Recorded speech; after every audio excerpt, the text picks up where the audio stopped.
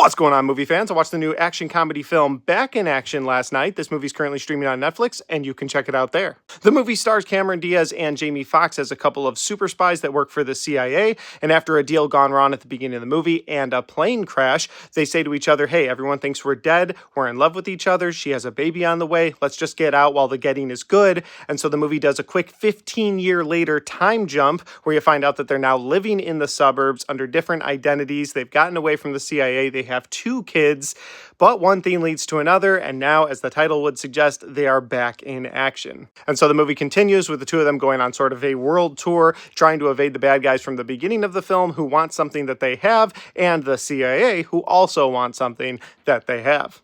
The movie's got a pretty generic plot. This isn't something that's brand new or something we've never seen before, but my biggest positive coming out of this film is definitely going to be the chemistry between both Jamie Foxx and Cameron Diaz. I bought it the entire time. I thought they worked well together, and I thought their action scenes together were really fun. Something about the way that Cameron Diaz would sort of dance around the scene, distracting the guys that were trying to fight them as Jamie Foxx would come in and punch one of them in the face, that worked for me. I found that fun each time they did it, and I noticed a pattern. It was like they understood, hey, Cameron Diaz, she's small, she's not going to be able to take down a 300-pound man, but as she's kicking their asses, she'll kind of duck out of the way, and Jamie Foxx will come in, and you're like, oh, I could believe that. My furnace just kicked on down here, and so it's a lot louder. I don't know if that's in the video, but I'm going to leave it in.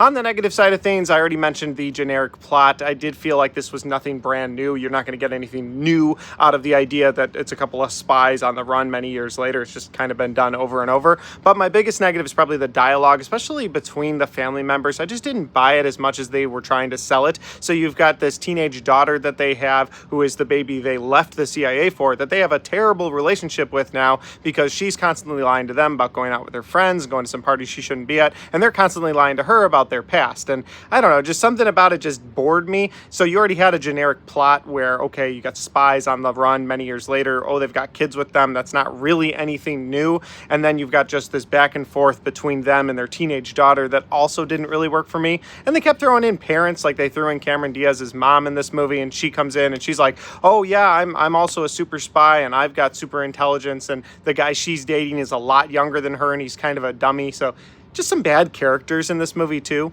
Overall, it's a generic Netflix action comedy film. Can I recommend it to people? I think if you're a fan of Jamie Foxx or Cameron Diaz, you'll probably get some enjoyment out of it. Otherwise, probably skip it.